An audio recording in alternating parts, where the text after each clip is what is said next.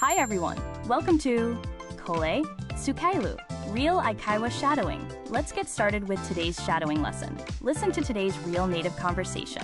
Focus on the rhythm and shadow along. Hyomo, Ishoni, step up, Shimasho. Practice daily to master vocabulary, grammar, pronunciation, and rhythm. Repeat. Try again and again. Zehi. Shanaru no Toroku wo. Yoroshiku onegai shimasu. Okay, are you ready? Here we go. So, you're heading abroad to study. That's awesome. But are you ready to explain all things Japanese culture to everyone you meet? It can be tricky, right? Totally.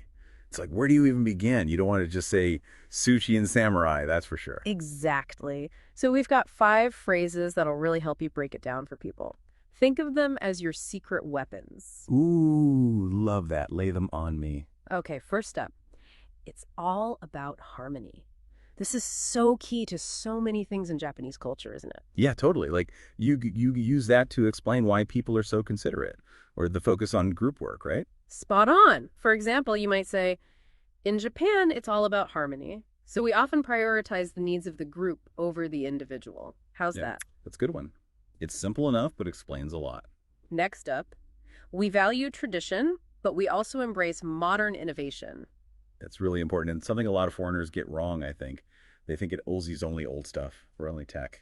Exactly. Like, you can have this amazing ancient temple and then a super futuristic building just down the road. You could say something like, we value tradition, but we also embrace modern innovation. So you'll see a mix of old and new everywhere. Makes sense, like the tea ceremony, but then the bullet train, the whole thing. Right. Okay. Okay, number 3. There's a strong emphasis on politeness. Oh, yeah, that's a big one. People always notice the politeness, the bowing, all that. Totally. Even the language reflects it. For example, there's a strong emphasis on politeness, so you'll notice people bowing and using formal language often. I bet. I think that could be tricky to explain, so that's good. Yep. Okay, moving on to number 4. Respect for nature is a big part of who we are. Ah, that's so true.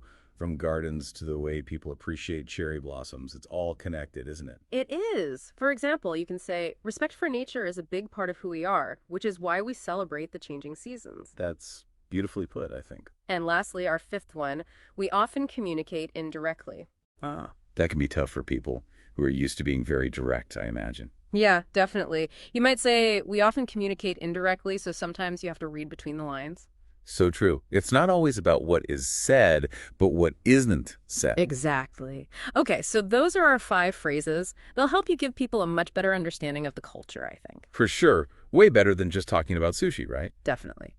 So to recap, we had, it is all about harmony.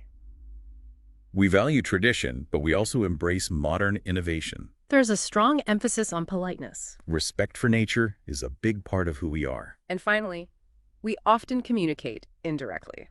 Perfect. I feel way more prepared now. Thanks so much. No problem. You'll rock it. Now let's go over those phrases one more time so you can practice saying them. It's all about harmony.